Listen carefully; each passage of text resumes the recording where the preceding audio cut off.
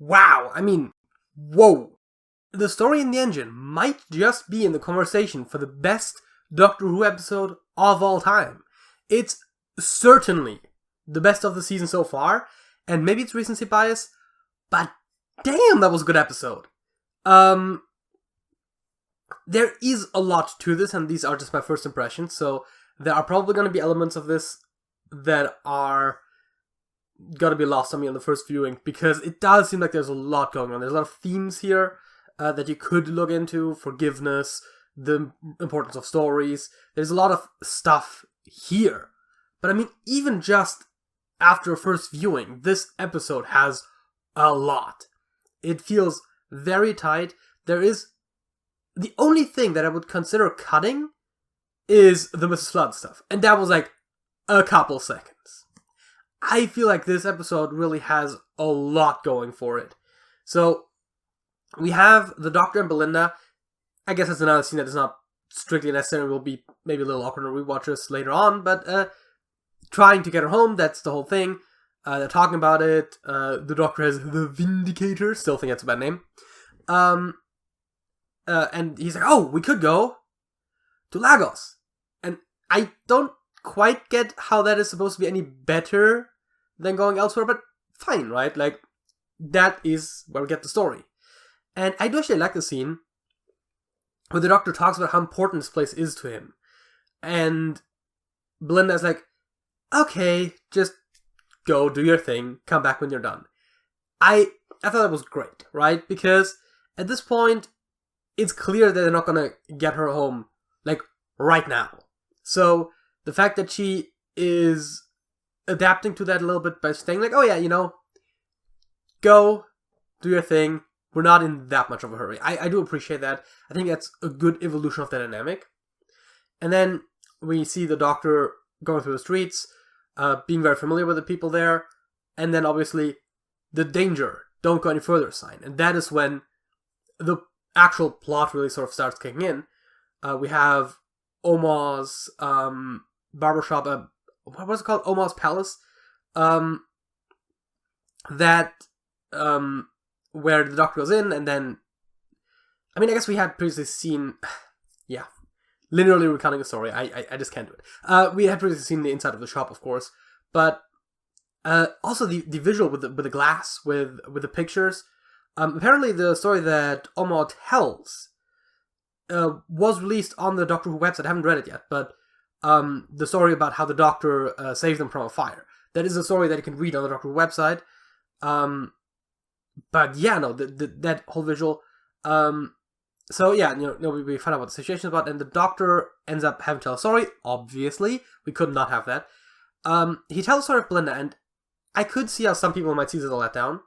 I mean, he basically talks directly to the viewers, like, you were expecting me to talk about Weeping Angels or the Cybermen, and like, no, I'm not going to do that.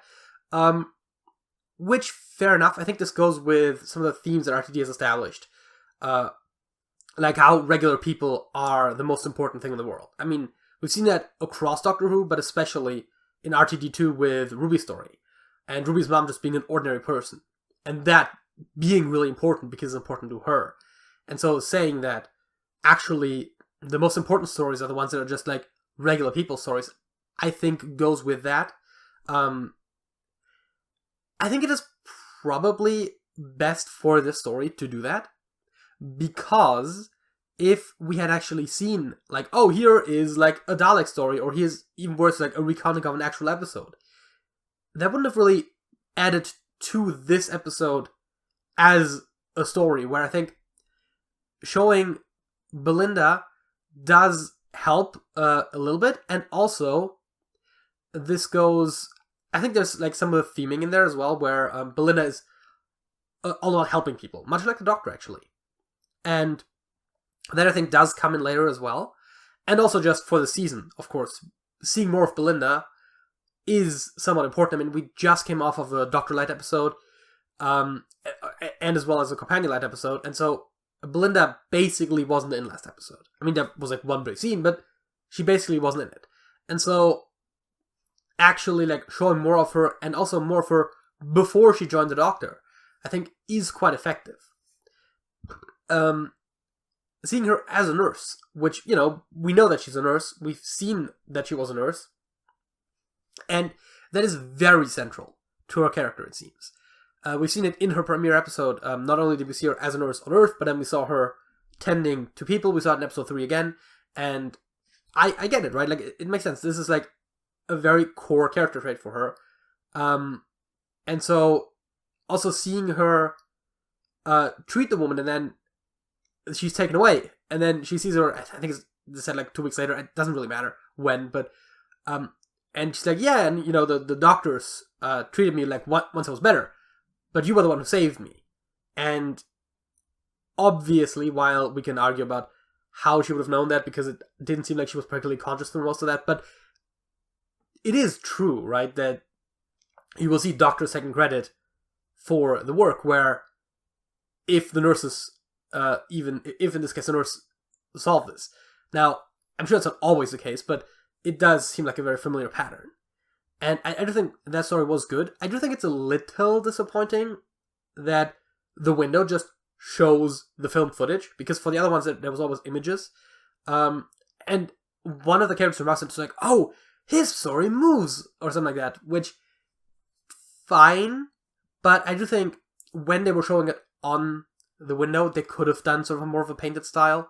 And then when they transition into it, when they get rid of the filter in front of it that shows the window, then they could have gone into footage. I don't think they should have told the whole story with pictures. That probably would have been a bit much. But I do think just using the aesthetic a bit more both makes the window more consistent. And also, they're just kind of pretty, you know? Like, I actually quite liked those images that they were using for the other stories. And so I think seeing that, I mean, obviously they're not optimized for like a modern hospital setting exactly, but I think it could still work as some sort of a more stylized representation of what happened there. But all of those are really nitpicks, right?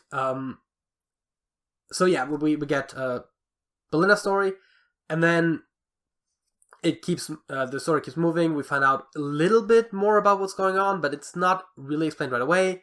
At some point, Belinda joins in, and the crux of the story is that the main antagonist of the episode was a storyteller, and him telling stories allowed the gods of stories, and maybe the gods in general, to draw their power. It's very sort of an American gods kind of idea, where the stories of those gods are what empowers those gods. And he just feels like he's not recognized for his work. Which I guess in a way almost ties into Belinda's story as well, now that I think about it. With, I mean, she was recognized for her work in that case, but how the doctors try to take credit for her work. And so then he wants to cut out the gods from the web of stories, which is like a very high concept idea, but the way it's integrated into the story doesn't really make you feel like, oh, this is like this like highfalutin idea that doesn't really make any like grounded sense. It just works as part of the story, I think, even if it is a very high concept idea in theory. I mean, the whole story web, the World Wide Web, I thought it was funny, the line. That is a really cool concept. I mean, other media has dealt with the idea that there's some sort of physical representation of ideas. I mean, it kind of goes back to Plato, right? With everything existing in some other realm. It's perfect versions of objects. And so I think that was a really cool idea. The visuals were great too. The spider, yeah, of course, if it's a web, right, you'd have a spider, and the big mechanical spider with the barbershop on the back. I mean, obviously we saw it in the trailers, but really cool stuff.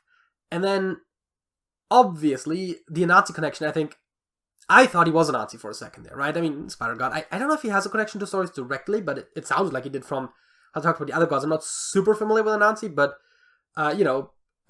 he does come up on occasion as a Spider God, so it made sense to make the connection. And the Doctor talking about how you're not a Nazi, you're not Loki, you're not Bastet, you're not... There were a couple others. I've met those gods. I drank with Dionysus. I made a bet with Anansi, right? That whole thing. Which I think it's very in character for the Doctor to, like, know everyone, especially, like, famous people. And, I mean, gods, right? The ultimate famous people. And so, yeah, I thought that was really interesting. And then the twist revealed that there isn't a Nazi connection, though, because the woman that's with him is a Nazi's daughter, who apparently the Doctor married. I think that's what I got from this. But then he left her behind, which, yeah, that's a very Doctor thing to do. And apparently it wasn't maybe the 15th Doctor, but it was the fugitive Doctor, which I do have one question about that. The Doctor is not supposed to have the memories of the fugitive Doctor. We're not even 100% sure where she fits in the timeline, but it's implied that she's pre-Hartnell. And the Doctor doesn't have any pre-Hartnell memories. She's either pre-Hartnell or in the future. Either way, he shouldn't remember that, if it was her. But also, I had no idea the fugitive Doctor was going to be in this episode. So that was a nice surprise. There was also later a lot of scenes from Doctor Who that were just like thrown in there, like on the screen, on that screen. I guess it's another reason why they couldn't stick with the painting theme throughout all of it, because redoing all of those paintings would have probably been a bit much. But at the same time, it's just fanservice-y enough. It's just well enough integrated that it's not just fanservice. It does work as part of the story. The Doctor being sort of this inexhaustible source of stories that is a theme of the episode, so it makes sense to show the previous Doctors. And so I think it was done fairly well. It's both fan service and simultaneously a genuine part of the story, which is good. I occasionally like me some fan service, even if it doesn't add anything to the story, but it should never detract from the story.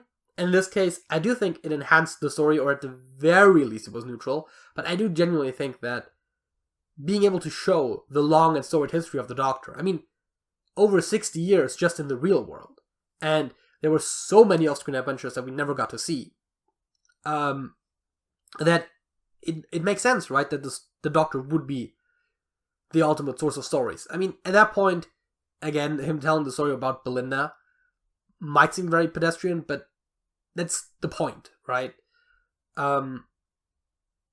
Although, that does bring up the question of, didn't no one ever think to tell a story from their lives? Something involving real people? Because apparently that supercharges the story engine. So I guess if you overthink it a little bit, then maybe there are some slight plot holes, but it's very possible that it's different because of how the Doctor connects to the story. That it is something special about the Doctor, not just about the story he told. And then we get the thing about, yeah, there's a bit of a back and forth. I don't really have to go through this beat by beat, I think, but the story about the slaves hiding maps in the hair, which I'm pretty sure is a real thing that I've heard of before, but that is a really nice thing to include, both because most people probably haven't heard of it. I think I might have heard of it in passing. It sounded vaguely familiar, but I wouldn't have been able to tell you that. So it's both sort of this, remember when Doctor Who was an educational show, but also it works as part of the story, right? Both because they're literally telling a story, although in that case it's really more of an explanation, but still. And the Doctor actually uses that to escape. Well, not to escape, to get to the engine and then later they escape. But it's a little silly that at the end it's like, oh, now everything's compressed and it's just going to be a straight shot out. Especially because we don't actually see Belinda go through there. So I don't think you needed to explain how she can get out through this labyrinth. But it's fine. There's a lot of minor nitpicks you could make. I would go so far as to say there's no story that you could nitpick in some way, shape, or form. But this is genuinely a 10 out of 10 story. It's probably the best, it's definitely the best Doctor Who episode of the current era. It's definitely better than anything that Chibnall ever did. The last episode that I think can compete with this is Heaven Sent. And I don't know right exactly offhand, but that's like a decade ago. So this is great. Bringing in new writers, people have talked about it and how we need new writers. And while some of the other stories, Rogue was good. Lucky Day was good. But this is great. And even Rogue and Lucky Day were by no means below the average of the season or anything. I mean, Lucky Day might be below average of this season if it keeps going like this. But it really is good to bring in new writers. And in this case, I mean, wow. Inua Ellams. He has basically no screenwriting experience. If you look at his IMDb, there's 5 credits. And I think 3 of those were for theater plays that were televised. He is not a TV writer. And boy, did he do a great job.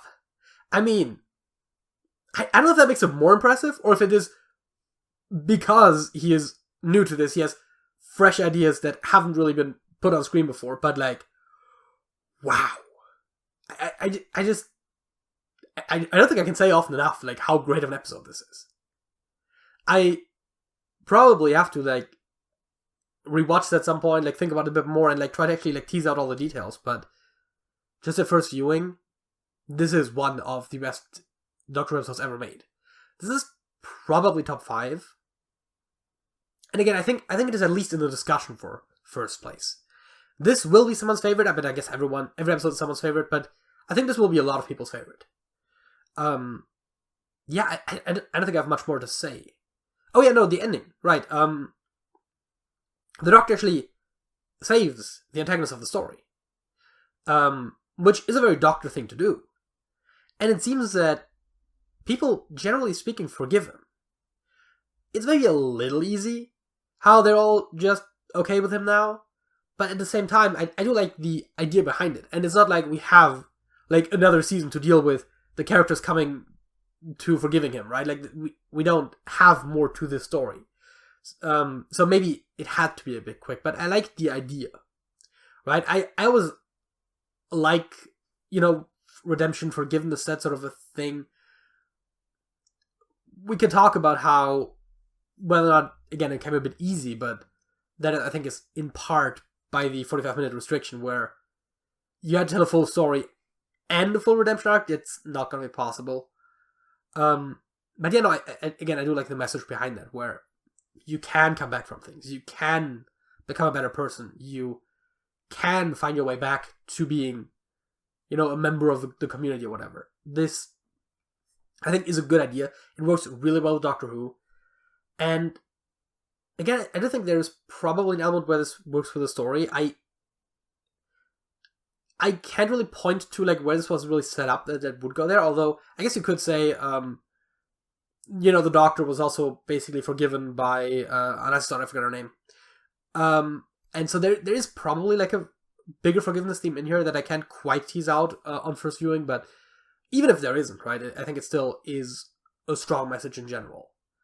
And I think before I keep on rambling, this is probably all I have to say about this episode. So don't forget to like this video if you enjoyed it, subscribe to the channel if you haven't already, and leave a comment if you have something to say. That's it.